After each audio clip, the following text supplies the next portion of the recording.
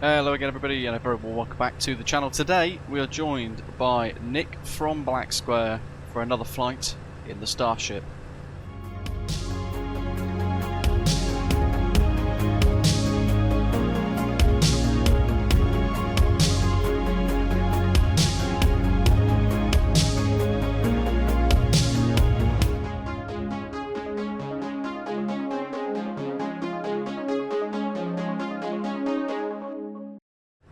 So you join me here on the island of Mykonos, following on from our previous video previewing the BlackSquare Starship, soon to be released for Microsoft Flight Simulator 2020 and 2024. Today's journey returns us back to the island of Kos, and we'll be joined by Nick, who's going to help give me some tips, tricks and guidance in mastering this pretty epic turbine prop aircraft.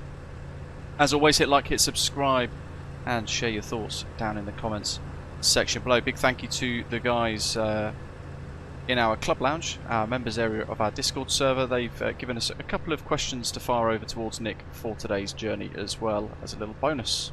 So I hope you enjoy the video, and we'll get stuck into it in just a mo. Prior to Nick joining us, we've got the aircraft fired up with external power this time, so we've got that diesel generator on the outside and you can hear it chugging away, and we've planned our routing as well.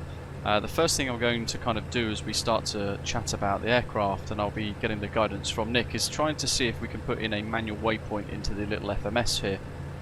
Pricing has been released as £39.99, and it will be releasing in just a few days from now. And this time we've got the chocks attached,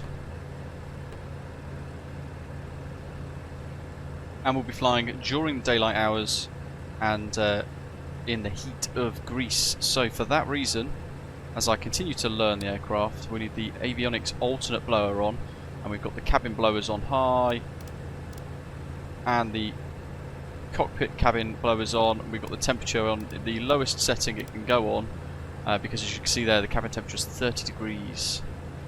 And as such, our avionics bay is pretty toasty, so we're trying to, in the heat, the baking heat of Greece, reduce that temperature whilst we are on the ground. And I'll again get a little bit of guidance from Nick when he gets here to see if A, we're doing it correctly as per the manual, and B, if he's got any extra tips for us, bearing in mind that we're in a very hot environment. But that's the point, all of this is simulated and things that we need to bear in mind.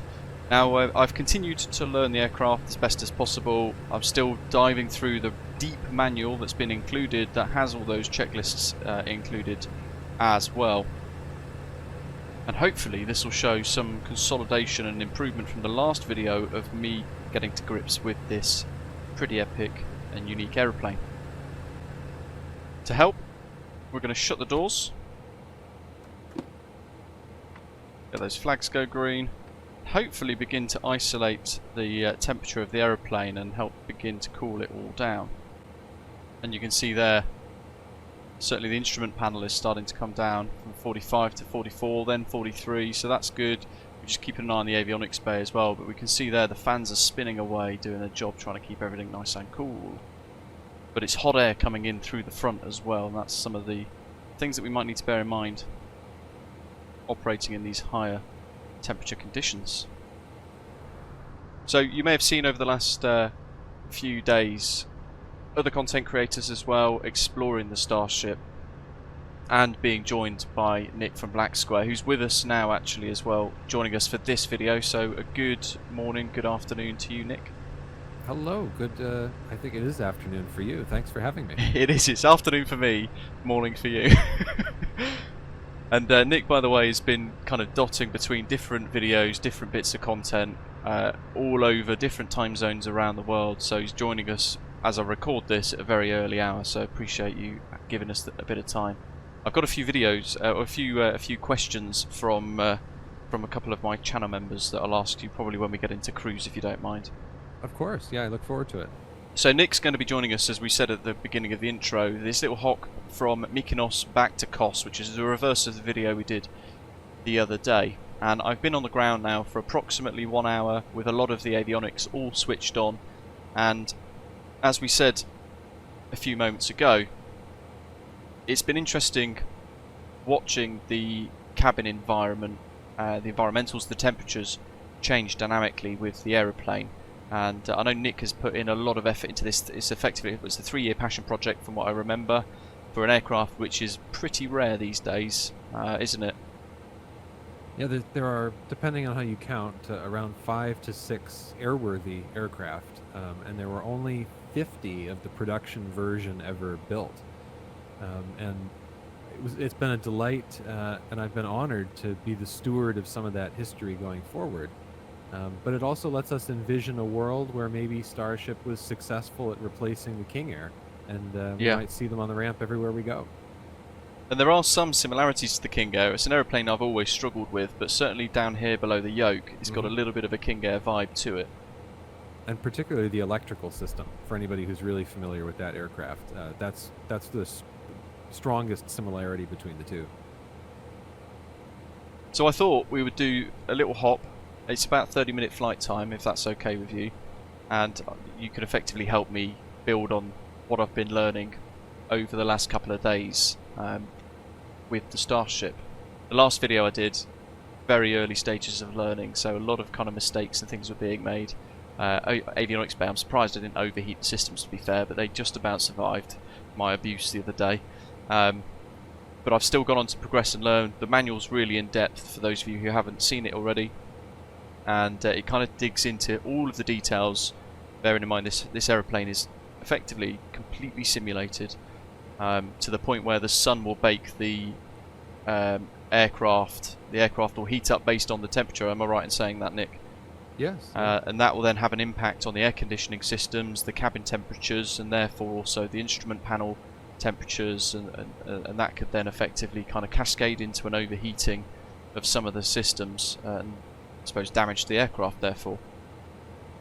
And I like you used the word cascade, because that's what I see with the failures that I have in my aircraft is that it's not just one isolated failure. It's not one circuit breaker. It's you have one circuit breaker trip that turns off a fan that heats up a piece of equipment that fails, that causes something else to fail, that trips a generator, and that you can cascade to a whole accident scenario that way that really keeps you on your toes. Yeah. If that's your thing. And if it's not, you can disable the failures completely.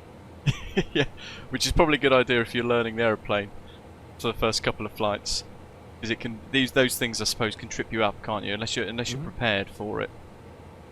And yeah, as far as the temperature of the avionics, I know that sounds very complex, but it does rather manage itself, as long as you haven't worked yourself into an unusual situation, even in pretty hot environments. Yeah. Right here, we don't have the air conditioner running yet because we need the right engine to be running for that. Yeah. So this is just working off the cooling outside. If it was even hotter, so long as you get that engine running, which if you follow the checklists you will, before turning on the rest of the avionics, then it'll cool things down and you should be okay. Yeah. So I'm going to refer to the checklists from the manual for the day again, like I did on the last video. And for those of you watching, what we've done so far is effectively set up the reverse flight plan. So we're going to be departing from Mykonos on runway 34, and we're going to try and somewhat fly the PDAS-1 Sierra departure, which is effectively initially flying runway heading, and at 2,000 feet we'll then turn westbound before routing round towards PDAX, which is that first waypoint on the FMS progress screen there in the middle of the aircraft's dash. Now, one of the things that I've noticed, and I'll get Nick's help with in a moment, is because the aircraft can't do SIDS or stars, you've got, I suppose, a few options. You can hand fly the departure yourself, I suppose, couldn't you? And do it all manually, or what we were discussing prior to recording the video is manually added in the waypoints. So for example here we've got Mykonos runway 34 selected already on the flight plan in the CDU, and then PDAX is the next waypoint. Because we can't load in a SID, we can actually put in the coordinates ourselves, which is a really handy feature. And one of those methods means that it then saves into the brain of the aeroplane as well, saves into its memory, so you can refer back to it at a later date, and it will be a waypoint that's user generated, but the aircraft will remember for future flights. So I might get your help feeding a couple of these waypoints in, if that's okay, with the coordinates, Nick. Yeah, of course. So we're going to go Mykonos, runway 34, insert waypoint after. Do tell me if I make any mistakes. And then we're going to select a Bevu, which is the first waypoint. Which actually as well, I might as well show. I can click into the screen because I missed that on the last video and I keep forgetting because I like to click buttons. You can click into it and it will select keyboard, and then you can just type it in, and then you can hit enter. And that now tells us that it's not in the memory because, as we mentioned before, it doesn't have the SIDS or stars necessarily fed into the aeroplane. So we can define that waypoint via means of a latitude and longitude. Yeah, so you start, you know, if you were in the southern hemisphere, you go to toggle N/S. Oh yeah. Yep, and then when we get to the east-west, we'll see another toggle. So that's how we get to the east for Greece. Okay. So for the north, it is 37 degrees. 37. 29 minutes. 9 minutes. 0.1, and you don't need the decimal. And then you see now it changes to east-west. Oh yeah. So now we do east. So east. And it is 025. 025. 1, 2, 2. 1, 2, 2. Correct. Awesome. And then definition complete. Yes. There it is. Yeah, hopefully it's in the right spot. Yeah, that looks bang on. Great. So we can now go a Bevu, insert waypoint after, and then we can add in the next one, which is Bigby. I think. Is it Bigby? Right. Oh no, Delize. Okay. That's 3724. Sorry, 2 seconds. Oh, sorry.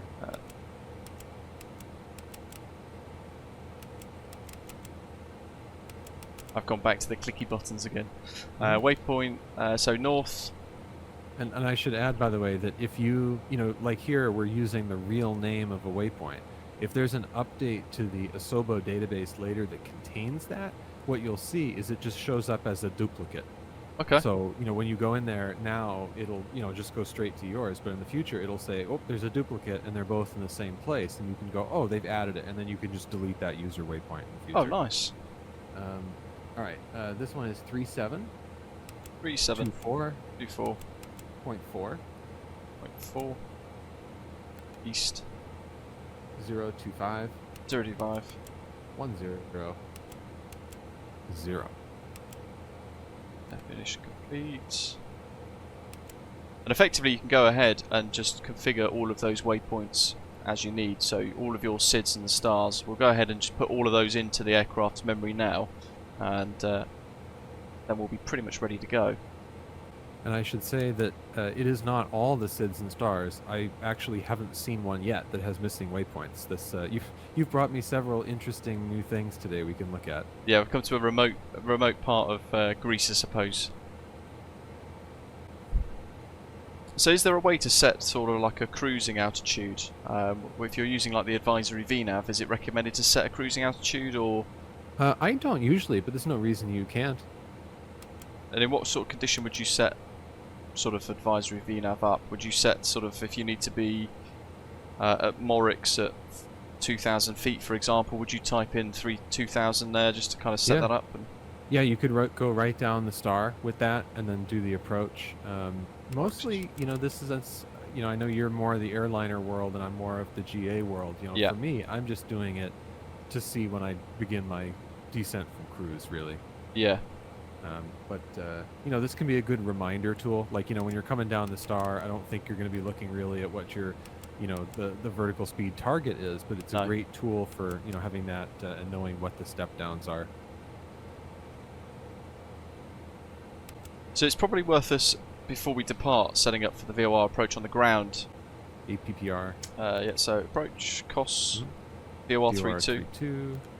And then we're going to do the Morix, right? Yep. Yep. So because we've already fed that waypoint in, will it duplicate that?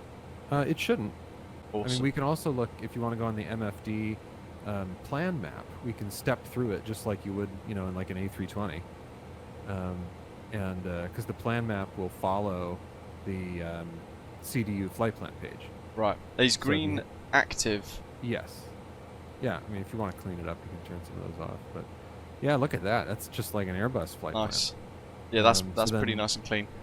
you can scroll through on the flight plan page on the CDU, and it will step through that, so you can follow it and make sure that all your waypoints are in order. Ah.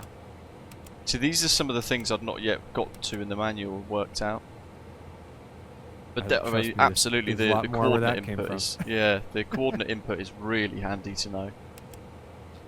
And then I assume you've at least seen the joystick entry on Yes. the MFD. Yeah, that was quite cool. I saw it in one of your videos actually. Yeah, and I think you're using the legacy interaction, right? Yeah. So I found this the other night. Actually, somebody told me about it, that it was really slow, and I fixed it. So it's nice and fast now, and should be easy to use in the legacy mode as well as the modern, Okay. the lock interaction mode. And if you've gone ahead and selected something with a joystick like now, Mm-hmm. is there a way to clear it without selecting anything? Oh, to clear the joystick? No, it just disappears after a few seconds. Okay. Yeah, it's a feature I need to kind of dig into and explore a little bit more. It's a lot of fun. I mean, we're talking about building some of these SIDS and stars. I mean, that's the way to do it. Yeah.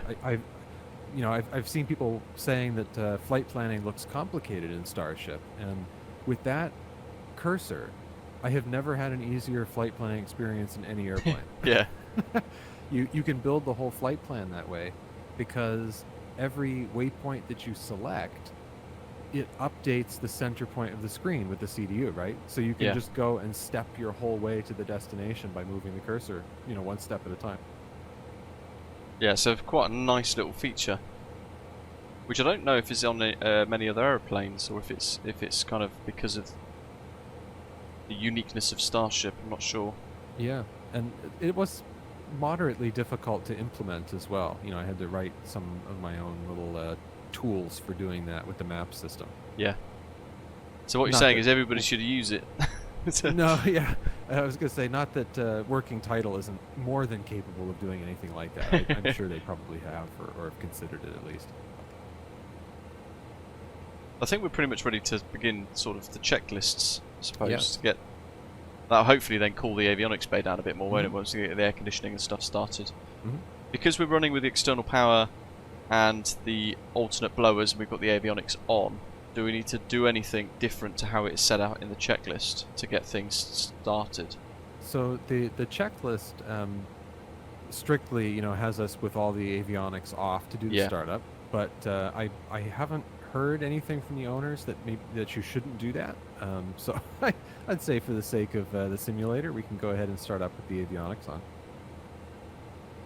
But however, though, you know, if you did want to be strict for the checklist and shut them down, you're not going to lose your flight plan or anything. It's all saved in there for you.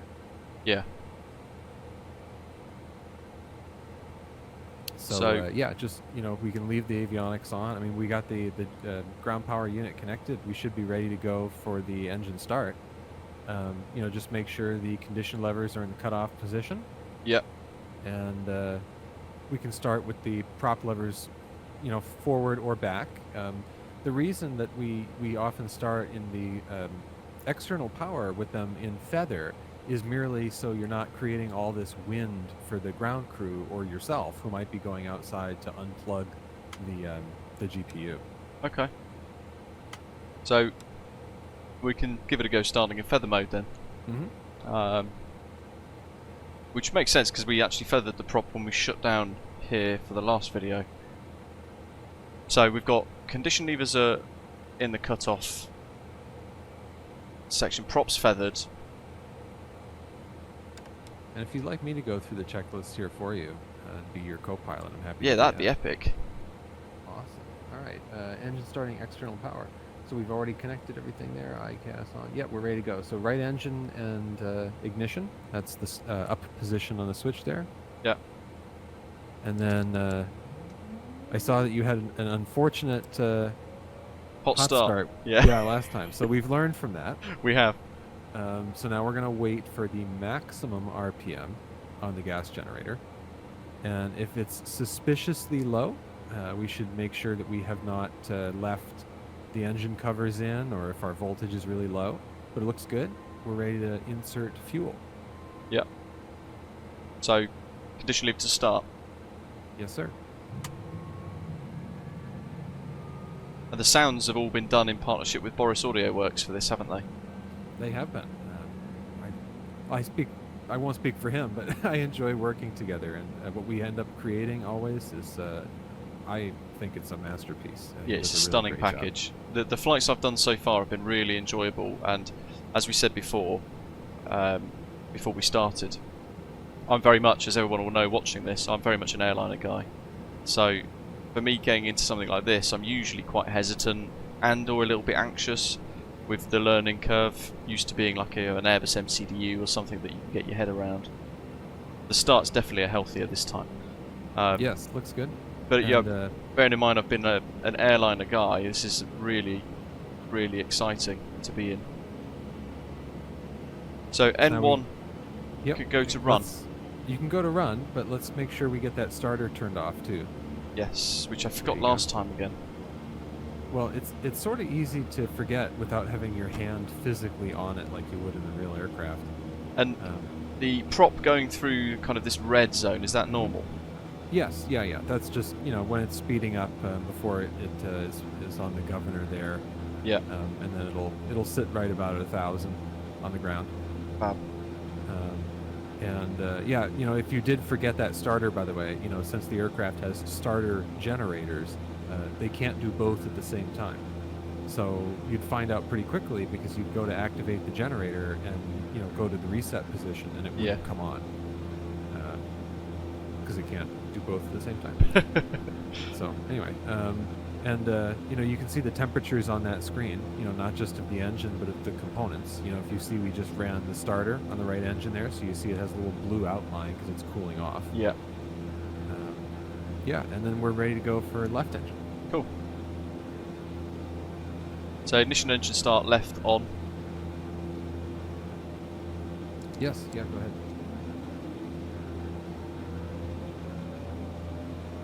We're monitoring for 12% minimum on the M1, aren't we? But we need to then, as you said, prevent that hot start. And if you wanted to be, really good to your engines, you can also face into the wind, which gets just a little bit more airflow going through the engine inlet.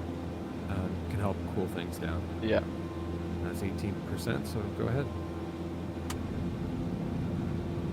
And we're also watching to make sure the oil temperatures and pressures come up. And then we can disengage the starter when the NG is past 50%.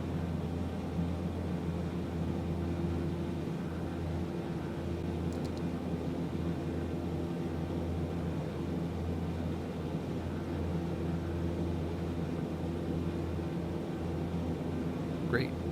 And since we have the avionics on already, I don't know if I want to show you what it would do if you didn't, or if we want to keep them on. If we disconnected the external power right now, it would do automatic load shedding. So it would knock out most of the avionics and leave us with just what we need to get home. Okay. And again, that's nothing wrong with that. Don't get scared. It's not going to lose anything on you. It'll come right back. Yeah. This might make somebody cringe out there who maybe knows more about the King Air electrical system than I do. But I think most aircraft of this size have a protection for activating the generators when the external power is connected to. Right. You can give that a go if you want, and just get the generators, flip the switches all the way up to reset, and then down. So external power off.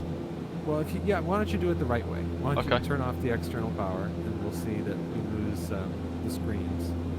And that's fine. Yeah, all this, that's great. Yep, and that's, by design. Yeah. That's the automatic load shedding. If you wanted to show, too, that switch all the way on the right, the gen ties switch. Yep. If we flip that up real quick, it's going to spring back. That closes those generator ties. So now we get all the avionics that come back. But on battery power. Yeah, and then as soon as we put one of the generators online, it holds those closed, so that we're good to go for the rest of the flight.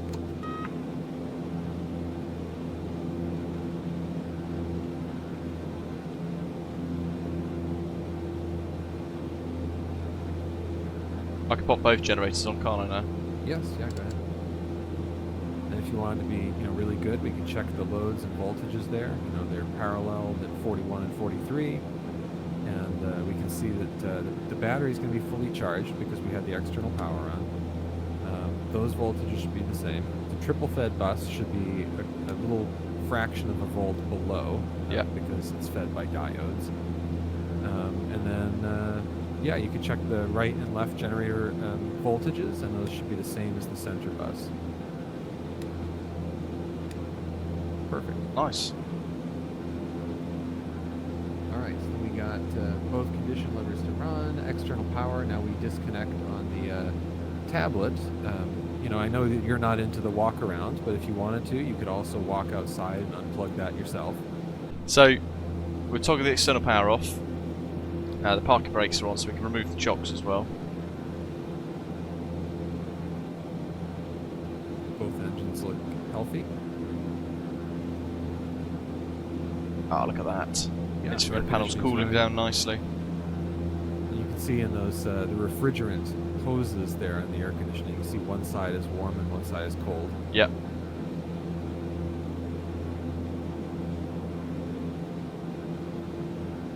So, because we've done the load shedding, we need to reinitialize this, don't we? But all our flight plan is all in there. And we'll get that message for the VLF, just to update that again, won't we? We've got system control on auto leg, so that will have us able to fly using nav mode. And we're on nav source FMS.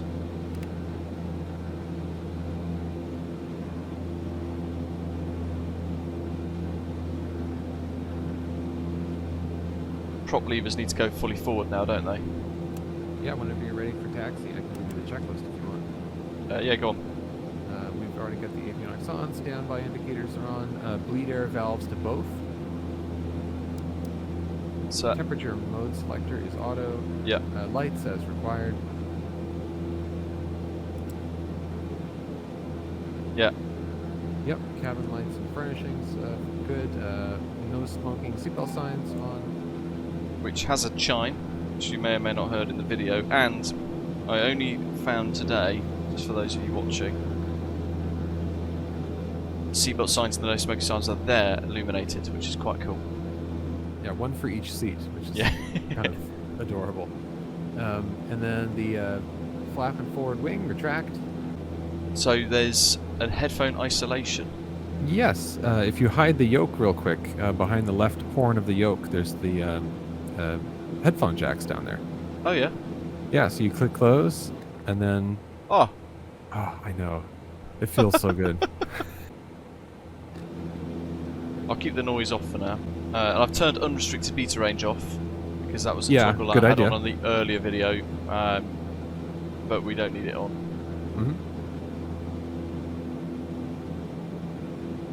So, what's next on the checklist?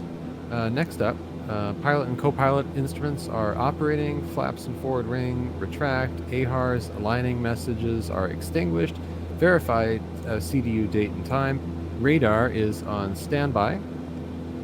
We know because it says on the screen. Yeah. On the ND, yeah, there too.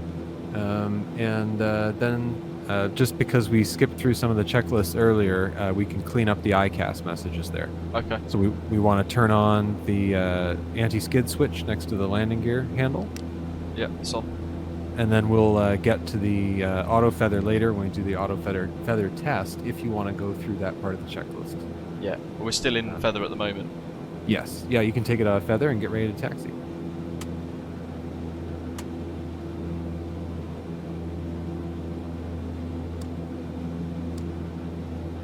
They're both fully forwards. Alright.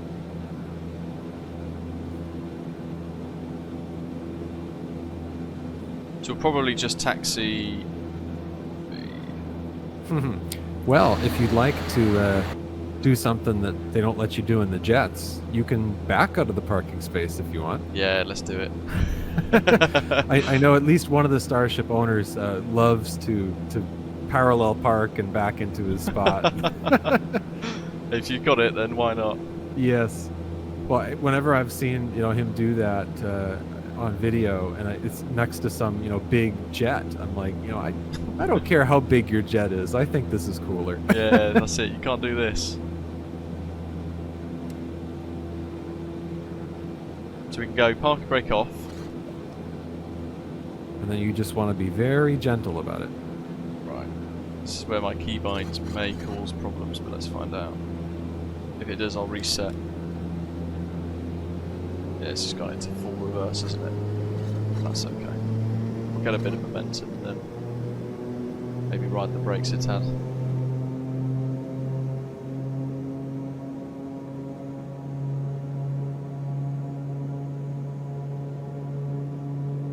I mean, I'd love if this was a feature that was done more regularly. This would be fantastic. You never see it anymore. You used to see it quite a lot in the States with like the Mad Dogs and things. But yes, yeah, I remember those days. And the DC-9, I think they did it the most often. Yeah, pretty cool to watch. And obviously, this is something that you wouldn't really do unless you had somebody who was outside, watching things for you. Yeah. And walking along with you. That'll do, I think. Perfect. If we go back too much, we'll end up on the past the stop line for the runway. Okay, so we're ready to taxi. Blowers, temps. We've done all of those checks, haven't we? Yeah, we're done with the before taxi checklist. So then, on the way to the runway, you'll just have to tell me if you want to go through any parts of the full takeoff checklist, or do you want to just do the abbreviated one? As if we've just been flying the airplane. We could do the abbreviated one, I suppose. If you're flying for these short runways, are there certain conditions where you would use flaps extended as opposed to how we are at the moment with them retracted? I prefer to do flaps extended for pretty much everything in Starship. You don't have to. It reduces the takeoff distance by kind of a trivial amount. Yeah. I just like how it comes off the runway a little bit more. I don't know. Maybe it's just a personal preference thing, but definitely, if you're worried about the runway length, go for it. You can use every inch you can get, right? Yeah. I do love watching that wing sweep forward. So much fun. Cool. Yeah, I was only going to say from the full takeoff check, since I know, again, you are more of an airline person, have you ever done an authentic feather check before? No. An Autofeather check? Well, I mean, only if you thought that would be entertaining to your audience and you. Absolutely. We could go through that. I'll let you run me through that. Yeah, it's one of those things I've enjoyed showing off recently, because I find that a lot of the things in the full takeoff checklist, they look like they're going to take 10 minutes because it's like half a page. Yeah. But once you've figured out what you're doing, like in the real aircraft, you run through these things in like a matter of seconds, because you have the controls in your hands, and you can you know what you're looking for, and it literally will take seconds to do some of these.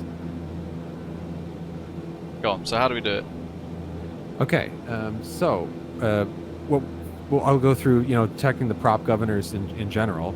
There's the prop governor switch down there. Yeah. So we can just switch that to low pitch and hold it there. And we should see it come off the low pitch governor, and the, take it out of beta, go into flight idle.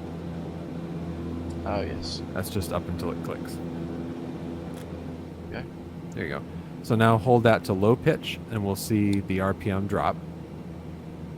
And then now hold it to high pitch, or the overspeed, and then advance your throttles until we see 1600 RPM.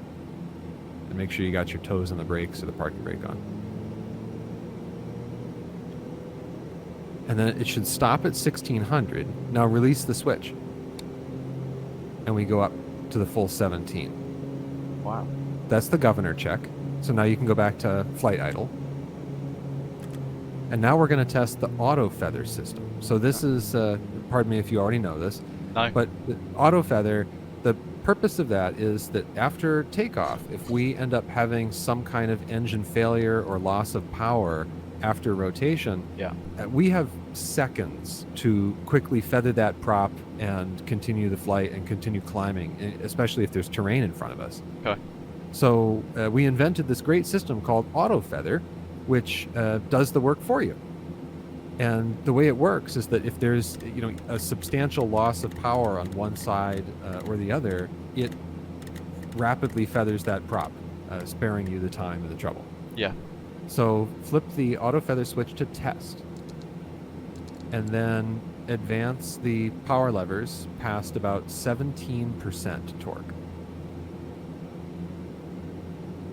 And we should see those 2 green AFX indicators. You see them? Yep. So now, slowly pull back just 1 power lever. And we'll see the cross-side AFX light go out, and then it feathers the one that lost power. Oh, wow. Yeah. That's amazing. And then now, so bring that one back up, and it should come out of feather. You see how right now it's on the feather. It won't go all the way to 0, obviously, because there's still torque. Yes. When the engine actually fails, it goes to 0. Yeah. And it has a very distinct bumping it does, which I've simulated. So now bring back the other one slowly, and exactly the opposite should happen. The cross-side light should go out, which arms the system, and then when it gets low enough, boom, it goes into feather, as long as you're not in beta. Yeah. There you go. And now what I do is I pull both of them back, which tells you that it disarms the system, both from the throttle going up and the throttle going down. Throttle power lever. And then we see both of them come back to 1,000. So that's the auto feather check. That's amazing. So now you get that switch in the arm position. Yep. And then we can do the abbreviated takeoff checks, and we're good to go. Okay, ready. All right. So the annunciators, the only thing that's on is the alternate avionics blower, so it's warm. We can leave that on. Surface de-icing and ice protection as required. Yeah, we don't need that today, do we? We don't. Usually you turn it on kind of no matter what Right. by the checklist. But if it's, if you're going to be baking and you're down at 8,000 feet, you don't really need it. Yeah. Pressurization altitude, I saw you set for 1,000 feet above the cruise. Yeah, so I think we were going to cruise about 11,000 feet today, so... Yes. Yeah, Starship has a flips. very high maximum cabin differential, so Yeah. you can stay down at sea level for a long time. Well, I saw this as a cruise of like almost 30,000 feet or something? 41. That's incredible. I didn't Yeah. know that it was capable of that. It can be a little tough to get up there. 35 bet, is yeah. the maximum at full gross weight. Wow. But if you've burned some fuel and you want to get over some thunderstorms or something, it's pretty useful. Yes, cabin altitude control is fully counterclockwise, which means the dump valve isn't open. Avionics set and check, so that would be we got the altitude in there. We can put in the runway heading if you want on the heading bug. Yeah, I've got heading 321 for the runway set. Perfect. The autopilot checks, 336 actually, sorry, it should be. is another really quick one people sort of misinterpret. That's just quickly to make sure the servos are working. I won't Yeah. put you through that if you don't want. Trim set for takeoff in the green band there. That's it. And flap and forward wing, we have extended. Flight controls free and correct. Auto feather is armed. Standby altimeter set. Yeah, did you set the barometric pressure on the altimeters? 29 and 901. All right, perfect. Is there a way to change that to hectopascals? Yes, on the reversionary panel to the left of that green monochromatic screen, millibar. Oh, there we go. Because that would be a question that I've been asked, but I didn't know. Would it be the same for the first officer? And is there a way to link them together so that they, if you update the captain's side, the FO No. one is sorted? They're always that's fine. That's because we're sitting on the ground Yeah. for a while. No, they're always separate. Okay. And I should mention also for more European pilots as well, I have a solution for 8.33 kilohertz spacing for you. Oh, nice. If you press the center knob on the radio tuning unit, which is the orange screens in the middle of the cockpit, Yeah.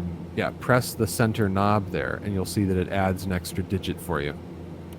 Oh. And you can also, since that's a lot of digits, you can also enter that on the CDU. If you've been to the COM page there, you'll see I added an extra digit there too. Yeah. Oh, you disabled it. Yeah, there we go. There we go. Oh, that's really good to know then.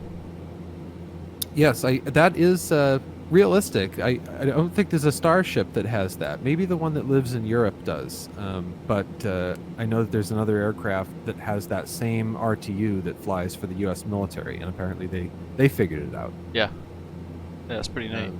Yeah. All right. So we've done our before takeoff checklist. Takeoff final items. If you're ready to go. Yep. All right. Stall warning heat on. Yep. You've got the pitot heats on. Icing protection as required. The vent and cable heats on. Left and right on. Bleed air valves are on both. Yep. Transponder on. HC standby, HC1. Mm-hmm. Annunciators. Yep, we got the pitot overheat. Yep. Cockpit lights dim for takeoff. External lights as required.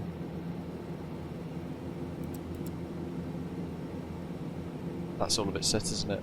Yes, that looks good. And then windshield heat on low. If it is a hot day, I would spare the windshield if we're not going that high. Yeah. And engine auto ignition as required. We can leave that off. Generator loads, check 51 and 52. And the trim, again, is in the green, hopefully. Yes. All right, good to go, sir. Take it away. Wow.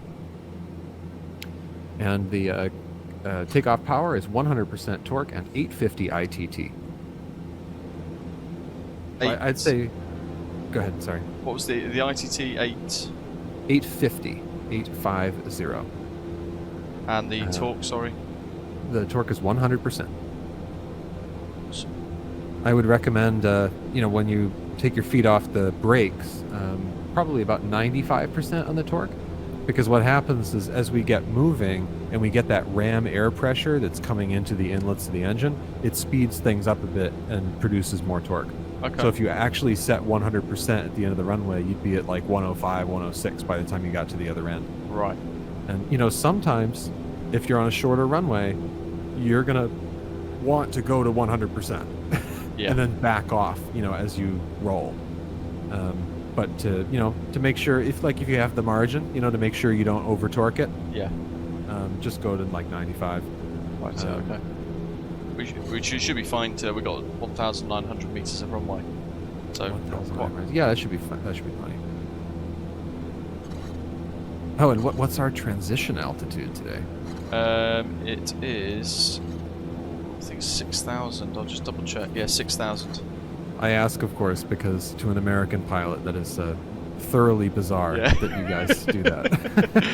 Yeah, it's different across all the different countries across Europe as well. There's no one consistent flight level 180. I don't know why it's different.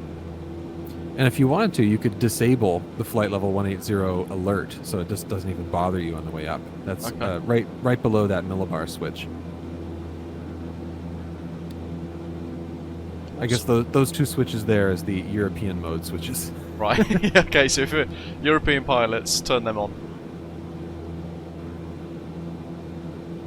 So we're going to take off, climb to 2,000, then we're going to turn towards Bevu, but we're not going to use nav mode initially. We've just put the waypoint in. Where is the range? It's that one.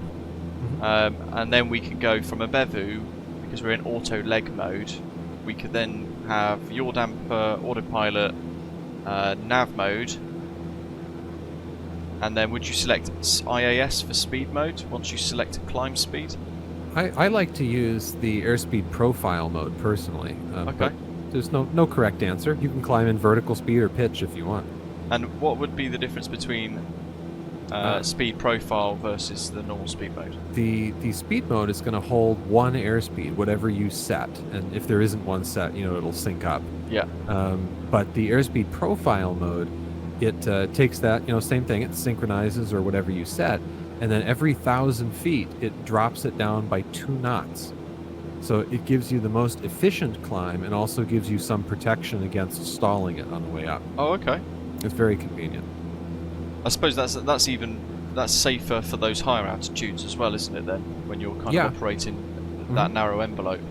Yeah, and especially at higher gross weights too. And at what point after takeoff would we bring the power back slightly for climb? When you're clear of the terrain, when you're no longer afraid of what's beneath you, you can roll it back to 90% and 1600 RPM. Wow. Okay. Made a note of those. Because I start to obsess over the numbers, because I know that for certainly these types of aeroplanes, that tends to be my weakness. So I try and write it down and be next to me on the notepad so I don't forget.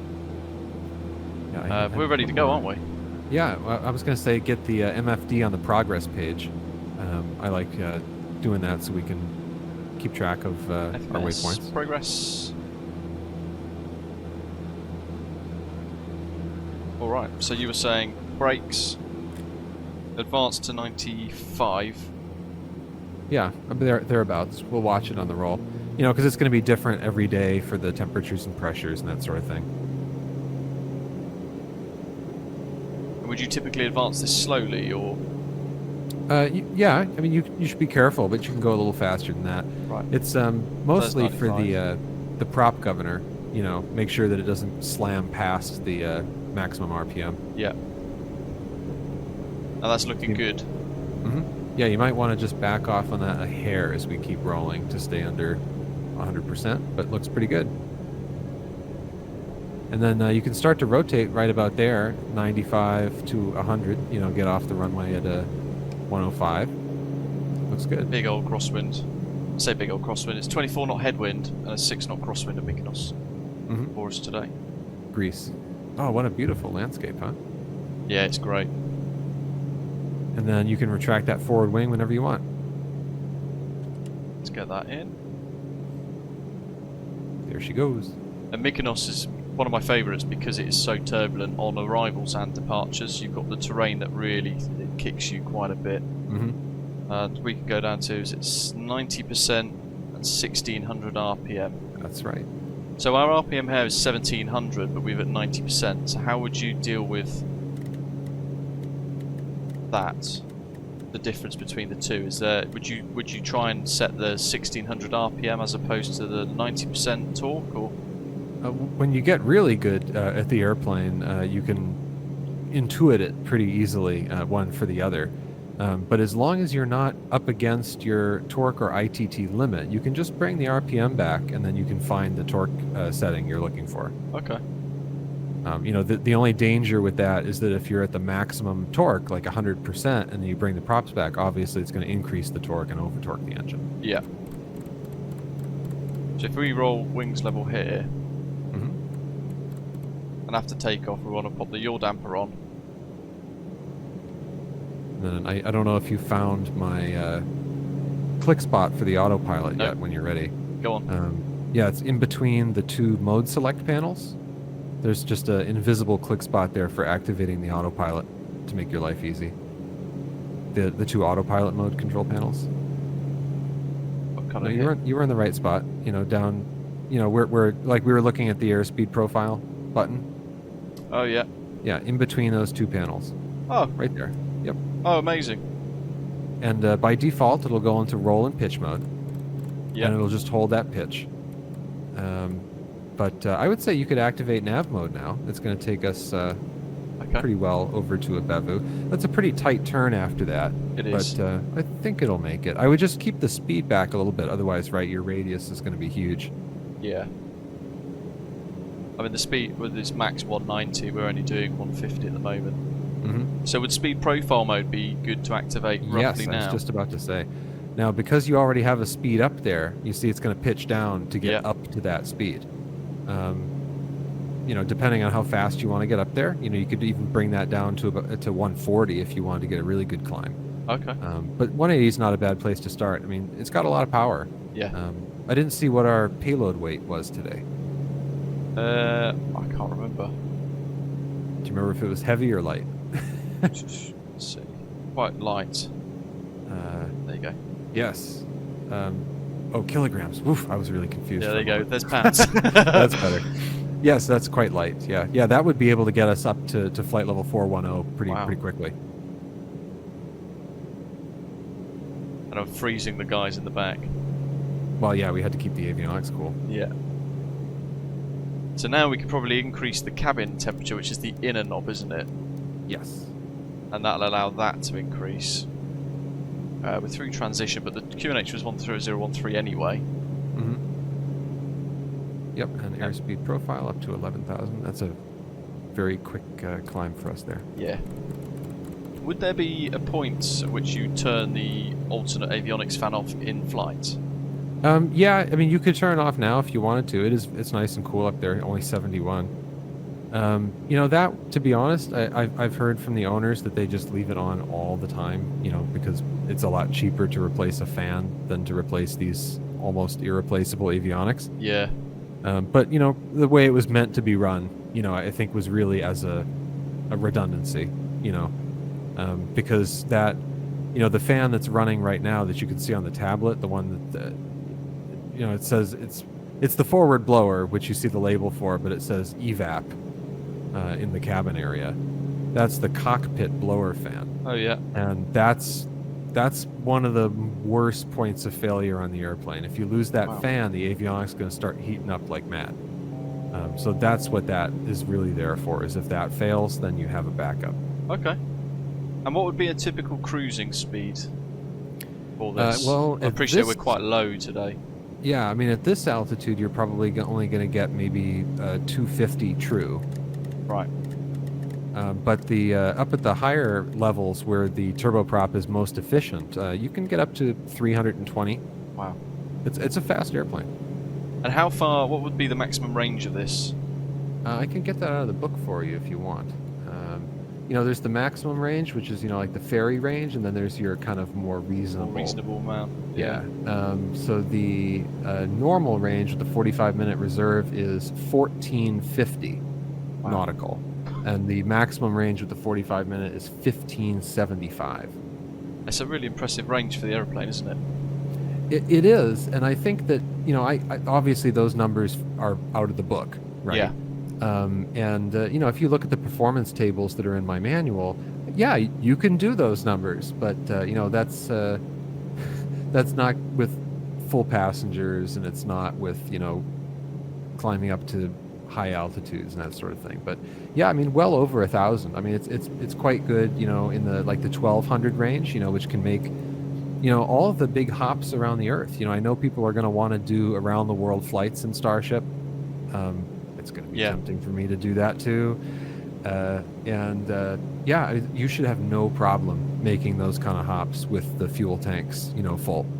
You know, I'm trying to remember what, I mean, usually when people circumnavigate, it's actually the legs over Russia that tend to be the longest. Okay. But then there's kind of the must-dos, you know, which is like from, you know, the British Isles over to Greenland, and from Greenland to Canada. And I think the max is about 900 nautical. So you should have pretty decent, you know, range to spare. Yeah.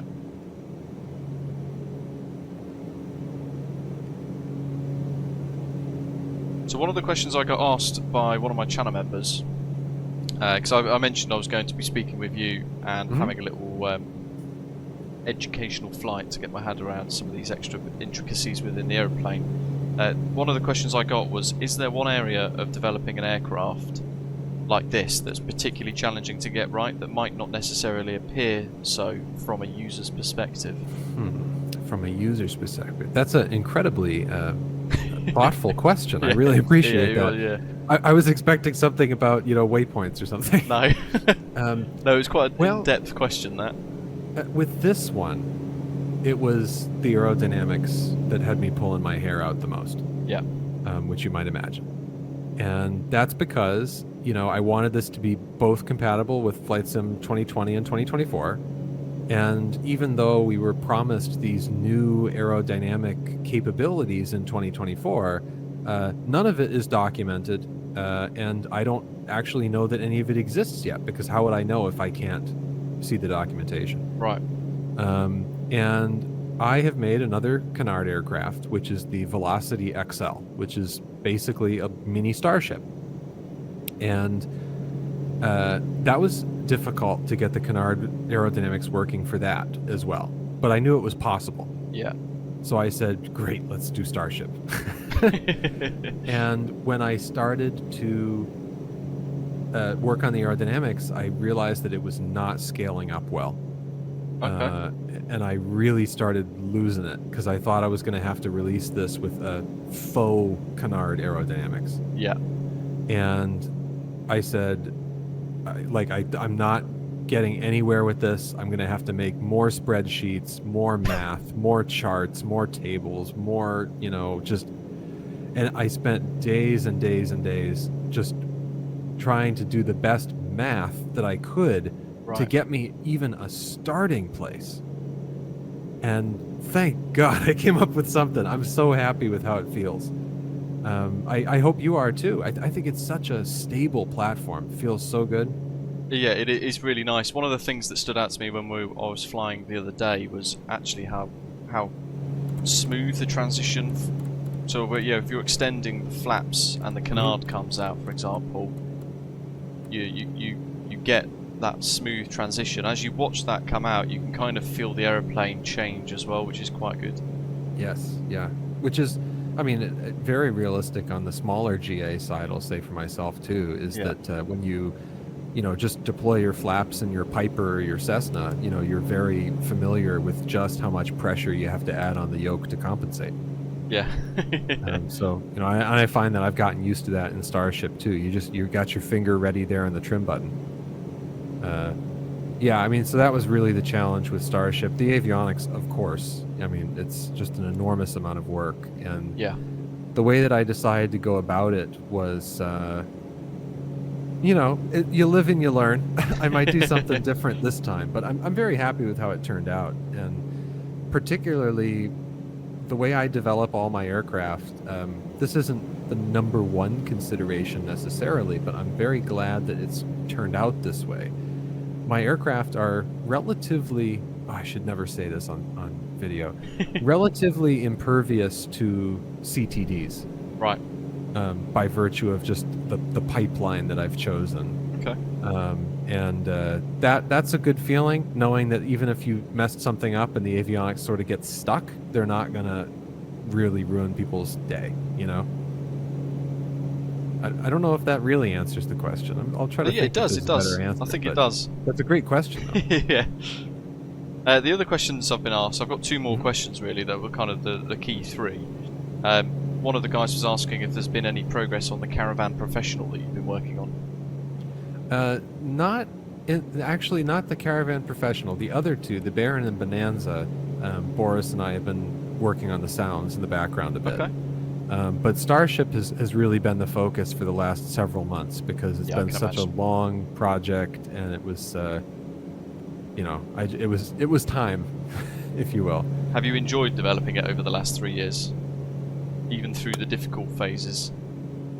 Yes. Actually, let me rephrase that. The development part is not necessarily the fun part.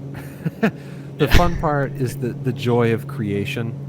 When it's done and I get to look at it, and especially for the literally couple of days that I get to fly it myself when it's done, I think there's few joys greater than that for like an engineer, designer. You get to see the precision in action. Oh, yes, yeah. And it's the little things too. For me the other night I was flying just an approach to minimums, and you break out of the clouds, looking at the runway, getting lined up, and one of the red annunciators comes on with the master caution, or excuse me, master warning. Yeah. And it was because my failure system, which I always keep at 1x, which is realistic to the real aircraft. And aviation is at this scale is pretty safe. Those failures don't happen very often. No. And what was it? Out that day? It was a flaky sensor on the cabin door that said it was open even though it wasn't. Wow. But that's enough to distract you. It is, yeah. Those are the moments that I live for when I build these airplanes. Good. Somebody was asking if you've got any plans for a jet aircraft in the future. Very good question. I get asked that pretty often. I have two that Okay. have been brought to my attention. Yeah. There's nothing currently in the pipeline, but if there were, I could tell you what they would be. I'm not going to do that because I don't want to disappoint anybody, when I do one or the other, that sort of thing. Precisely. But yeah, it's not out of the question. I'll tell you this. I actually had one that I really wanted to do myself. Yeah. And I hate to even say this because I also am in awe of what A2A creates for smaller GA. Yeah. But there is a one-off airplane, which is an Aerostar jet. And it is an unbelievable performer. And it is a little mini Boeing 737 because the Aerostar has mid-mounted wings. Okay. So they hung the engines underneath the wings. And the thing climbs at, I think, 6,000 feet per minute. Wow, okay, so it's a rocket as well. Oh, it's off the runway in about 15 seconds. Okay, that does sound fun.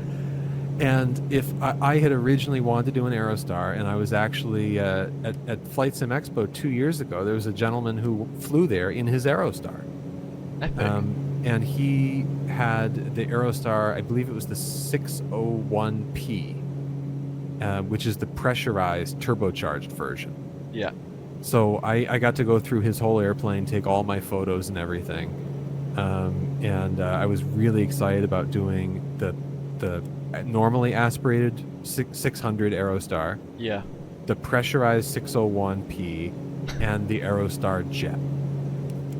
And particularly the jet, I was really excited for. Yeah, that sounds quite unique. And I say, unfortunately, A2A announced that they're, working on the Aerostar, and I say that only unfortunately. I'm sure it's going to be absolutely incredible. Yeah.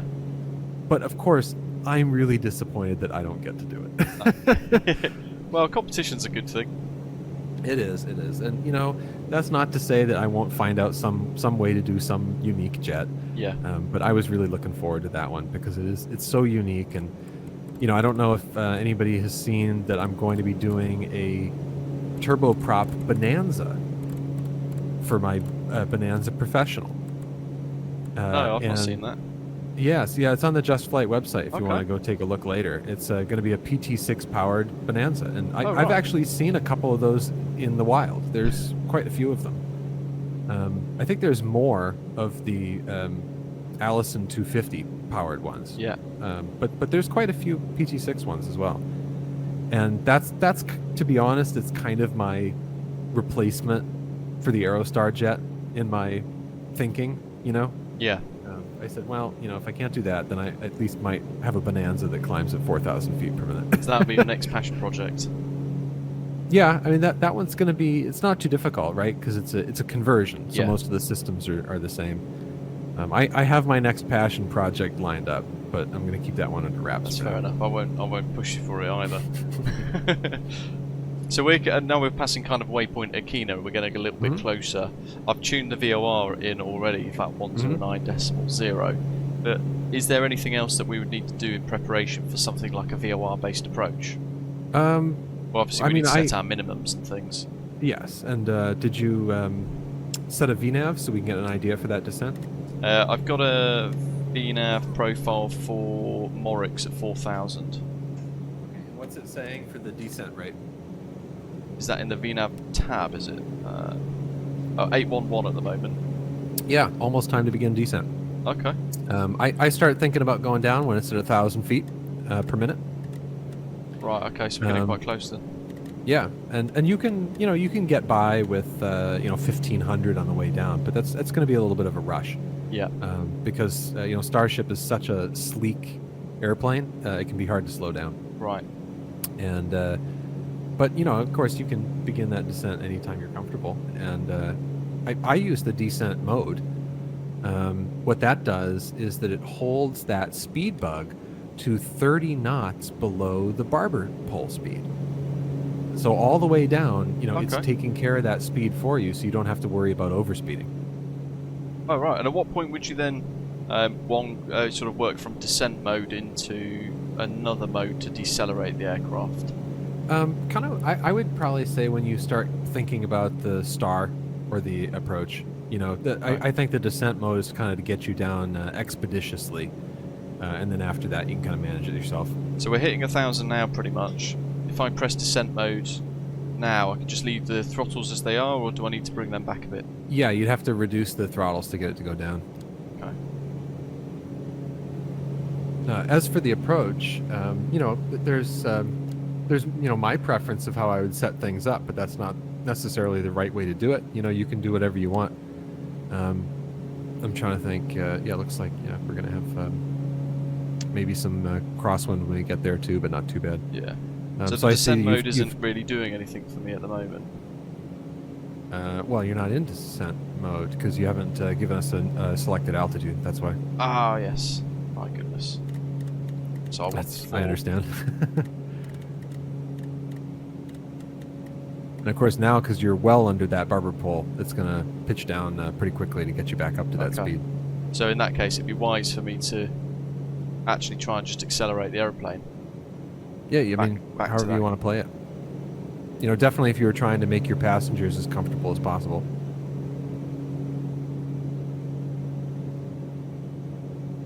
That's probably good.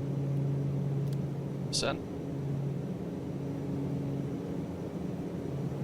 And then, yeah, so we're looking for 1,100 now. 1,100 RPM.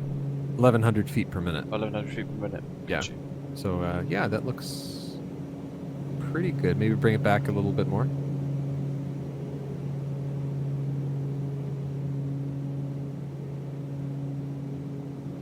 And I'm looking for that there, aren't I? Mm-hmm. That's our I sort know, of that's a little bit of a vertical weird speed one. mode.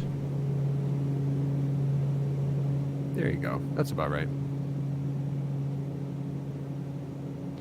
And then I've been showing people that for a convenience feature on the way down, I know you set your MDA, but let's say if ATC told you to report leaving 10,000, you could flip that switch up to the reporting altitude position, the little switch on the panel above the altimeter.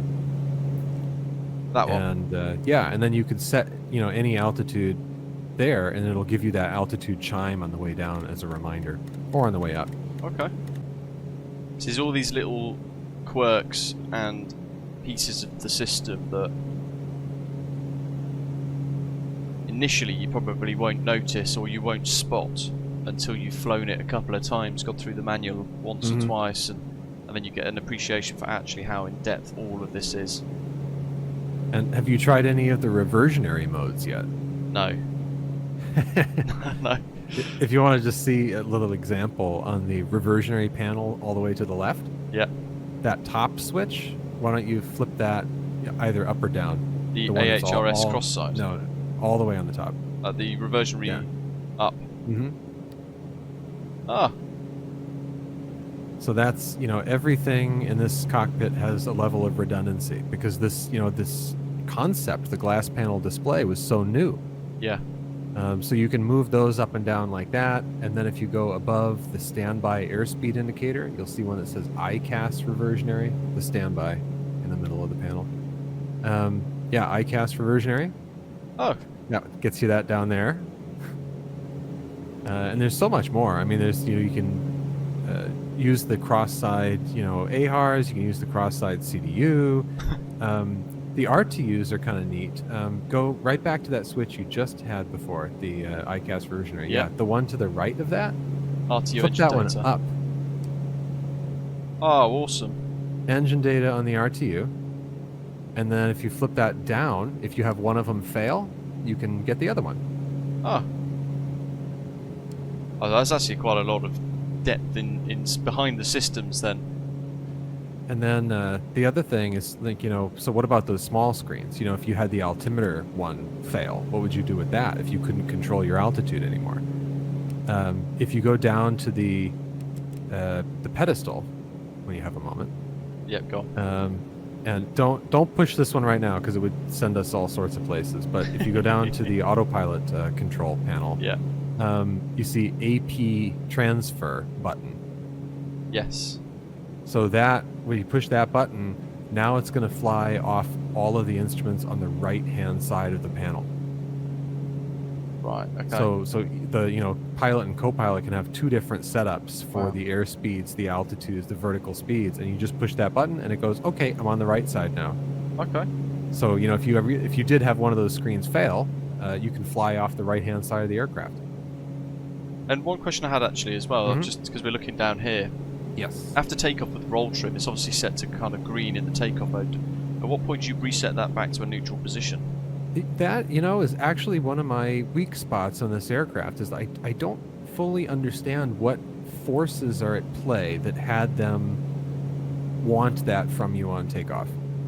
Yeah, because I suppose you've got an equal set of propellers and normally you'd single see that. piston. Exactly. Normally you'd see that with, a high performance turboprop single like a TBM. Yeah. You want to talk about something else weird, and I asked the owner about this, who maintains the fleet. If you saw when you insert the control lock, it holds the yoke at 15 degrees to the left, I think it is. Yeah. We have no idea why. So maybe it's related. I don't know. It's honestly it's one of those quirks that the airplane's got. It's one of the few obvious questions that I don't have an answer to. You can ask me a lot more questions I don't have answers to, but you'd have to go looking for them. Yeah. I saw you had the terrain radar on there a little bit. That would be pretty neat to see those the islands up ahead. If I increase the tilt, or decrease it, really. or decrease the tilt, yeah, to like there's the island right there. That's that bit of terrain. Yeah, and if you wanted to see the name of the peaks island of that, but on that, like in better definition, if you went to the radar control page, it's one of the big buttons. At radar. the top. That one. Push that. Yeah, there you go. The one below it. Oh yes, sorry. Yeah, and then you can use the arrow keys on the keyboard to increase the gain. Okay. And that's going to give you a narrower slice of the horizon that you're looking at. So if you're really trying to make out like what really is the peak of that mountain and what altitude is it at. Yeah. You see that? And then if you back off on the gain, you're going to see more of the island. Yeah. That's not 100% how radar transceivers work, but I wanted to do something with the gain because it works really well on the weather radar. And that is cool. How it works on the weather radar. But the terrain radar, the way I implemented it was just a little bit different. Yeah. Now you see it's giving you an MDA warning, and that's because the switch is in the MDA position. That would just spook me a little bit. Yes, like instead of repeat. If we were in IMC right now. Yeah. But anyway, yeah, look at that radar depiction. That's I'm pretty proud of how that ended up. Yeah, that's looking. really nice. Because it's not perfect. We're still using the limitations of Microsoft Flight Sim. Absolutely, but, yeah. I haven't seen anything that looks that good yet. So when we get to Morix, we're basically the final thing now is flying a 12 DME arc. Is there a way to set that and have like a fixed ring like you would have in an A320? No, that is something you're gonna have to do by hand. And to track it, we'd have to change our nav source across to VOR1, wouldn't we, to kind of change the nav mode from the FMS, but we could in theory just leave it on FMS to fly this. If it were me, and I was trying to fly a really good and honest DME arc, I would have, you have the DME information right there on the SDU to the left. Yeah. So I would be flying it with the heading mode on the DME information to the left, and I would keep it in FMS. Okay. Because that way it'll auto-sequence the waypoints for you, and when you get to the next one, you can just pick it up from there. Yeah. So we've got heading mode. Because at some point as we start to turn final, we need to set that course switch, don't we? Set the course. Oh, yes. Yeah. Is there anything we need to do for final descent to prep? I can pull up the checklist. Let's see. We got a descent checklist, pressurization altitude 500 feet above the landing altitude. Yeah, so Rate knob is good. Standby altimeter set. Yeah, we're 2991. No smoking and seatbelt signs. Fine. Power as required. Lights as required. And then the before landing we'll do once we're established. Oh, I'd love to do it further out, but we'll get by. yeah. You could set that. Actually, no, you can't. Not without switching. So the smoothest way to do that would be by using the preset nav source. But let's focus on this DME arc. Okay. I've gone a bit wide.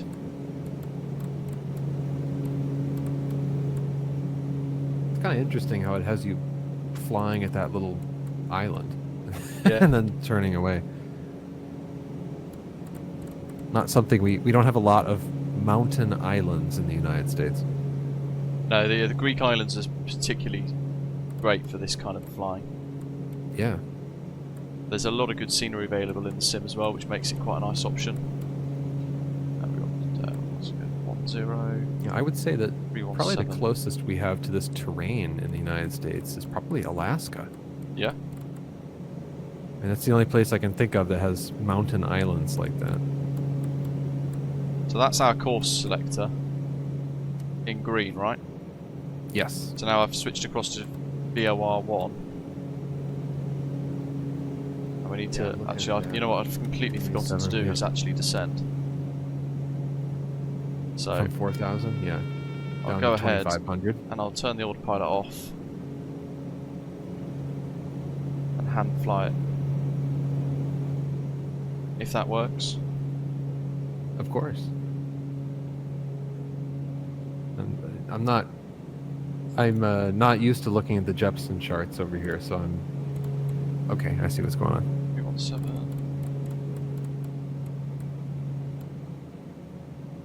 I tend to be a little bit of an oddball in flight simulation in some ways because of the real-world flying habits, and one of those is that I use, of course, only the FAA charts in the United States. Yeah.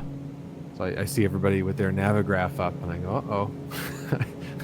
So this is for people watching, because they'll probably be wondering if they haven't seen the charts. This is an offset approach from the runway. So we're flying the inbound course now of 317, but the runway heading is actually, where is it? 323 degrees. So there's a slight offset with the approach. We need to be 2,500 at 7 DME, so we're looking okay actually. We'll probably get rid of the flight director. That's just getting in the way. So what are our final approach checks? Before landing, approach speed, I would bring it back to about one. I mean, you're okay out here. You know, bring it under 140. I would kind of start getting it. And then your VREF is going to be about 120. Okay. And then pressurization, check progress. Yep, we're almost down to 0. No smoking and seatbelt signs on. Autofeather, we want armed. So that's armed. And then whenever we're still a little ways out, I would say you can save the landing gear for a little bit. Flap and forward wing, you can get that coming out if you want. So on the airspeed indicator, that white rectangle, that's the landing gear, and then the white arc is the flaps. Okay. So we can extend all of that then? Yes, yeah. So we'll go gear down as well. Yeah, we're 5 miles out? Yeah, sure. Yeah. Yeah, lights as required. Autopilot disconnect. Propeller sync off. Radar as required. Yaw damper off. Yeah, they're all off.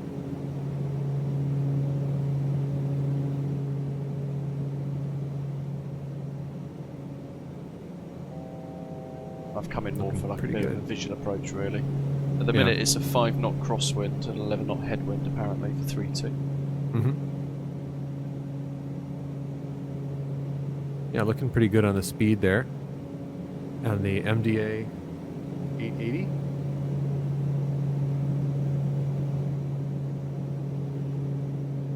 So is there anything to bear in mind with the kind of landing phase? When we're touching down or if we're flaring, is there anything to bear in mind with this aeroplane? Well, I saw in your last video it went pretty well, even though you got into beta a little bit early. Yeah. Well, you know, that's what the unrestricted beta option it. is there for. You know, is if you don't have a hardware lockout, then it'll prevent you from doing that by accident. Yeah, I would say, you know, when you start, you know, thinking about coming up on that runway, I'd start looking to bring it back to about 100 knots. Okay. And keep just a hair of power on until you're over the runway, and then bring it all the way back.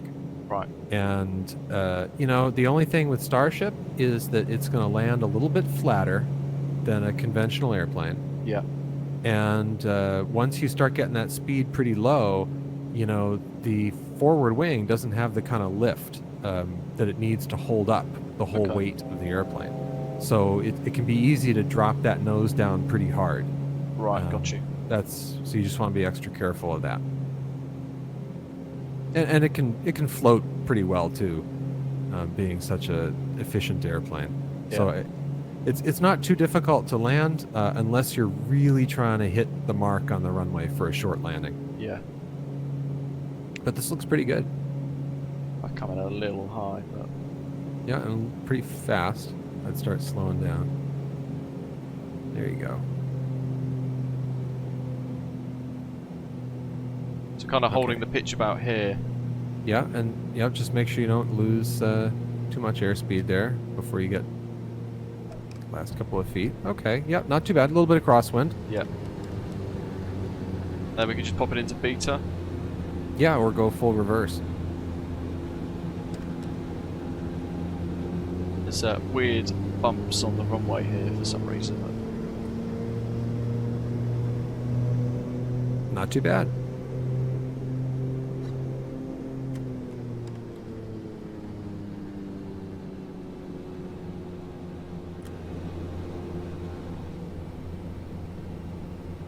And we'll vacate right towards the terminals because it looks nicer. Rather the very bare GA apron over there. Yes.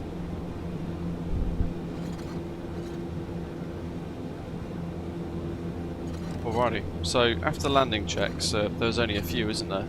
Yes. You want to get the stall warning heat and pitot-static heats off? Yep. Windshield heat's already off. The vent and cable heat's off. Yep. Transponder standby. Yep. Lights as required. Taxi lights. Yep. Trim reset. And then retract the flaps and forward wing. And is the trim reset just that kind of that button there? No, just reset it as in back into the green band. Yeah, it's fine. You know, that's just to make sure that if you're not going to go take off again after this, that it really, you know, gives you a hard time getting off the ground, that sort of thing. Right. I was going to ask, I meant to ask somebody yesterday if, in the United States, we're told now that we should just leave our transponders on all the time. Yeah. Is that you know, if that's the case in the European world too? It depends on the airports. Some of them have got requirements to keep transponders on. Some of them just leaves it set as required. Yeah. But yeah, it very much depends on where you're flying and what you're flying, I think. And every country tends to do something ever so slightly different. Yeah, that's, you know, I'm pretty thankful we don't have that kind of going on between like the states over here, you know. Yeah, there's good consistency over there. Yeah.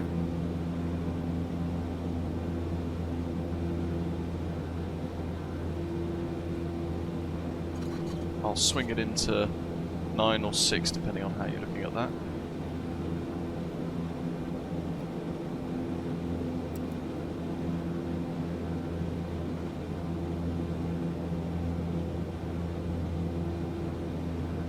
And taxiing pretty much is mostly in beta mode, right? Yes. Yeah, you should be able to taxi almost completely without using the brakes. And you can even go into reverse if you want to slow down quickly. Yeah. But, you know, don't be afraid of the brakes either. You know, if you have to make a stop before the hold short line or something.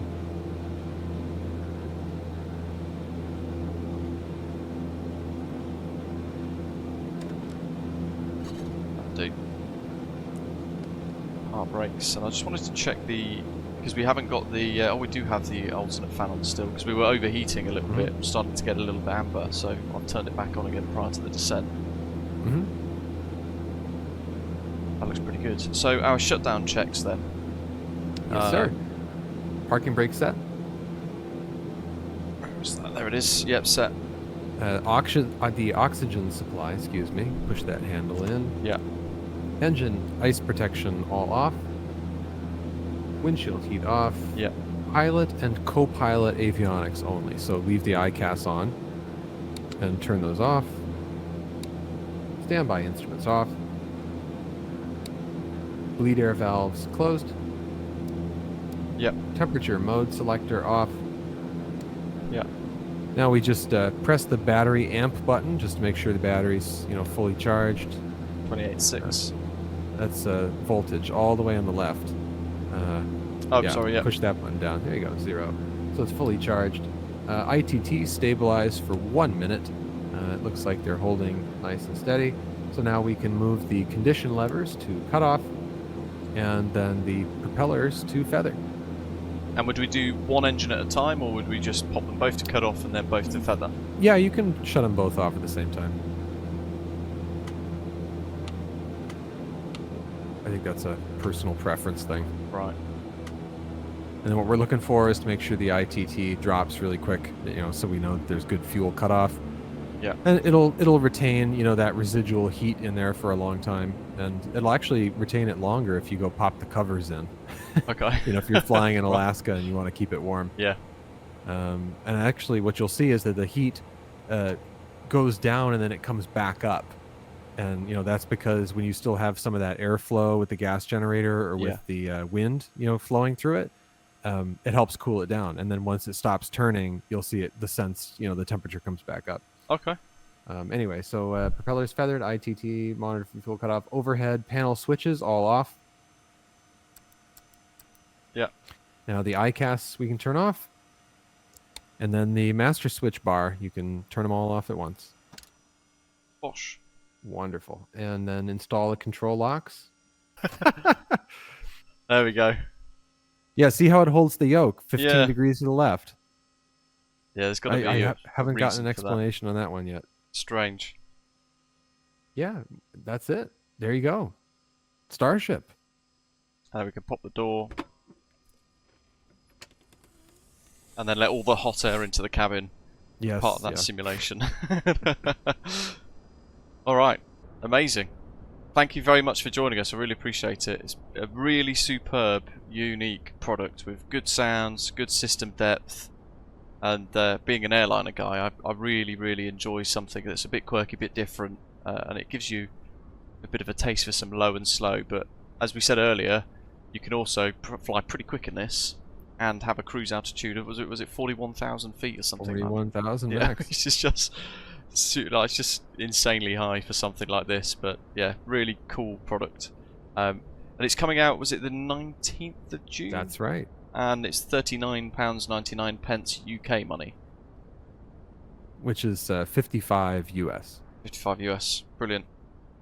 Thank you very much. I wish you all the best for release. And Thank you so hopefully everyone watching this has enjoyed the video, enjoyed the kind of Q&A, and your assistance with me learning this. And hopefully they can see that I've done a hell of a lot better than the first time. But on I think it went very well. The sense that actually the learning curve seems intimidating. And there was a couple of comments in the previous video saying that they're a bit intimidated by this. But hopefully this now proves that it's a very manageable learning curve as well. And actually really enjoyable very quickly. So thank you everyone for watching. Hit like, hit subscribe. Give a big thanks to Nick in the comments below. And we'll see you soon. Take care.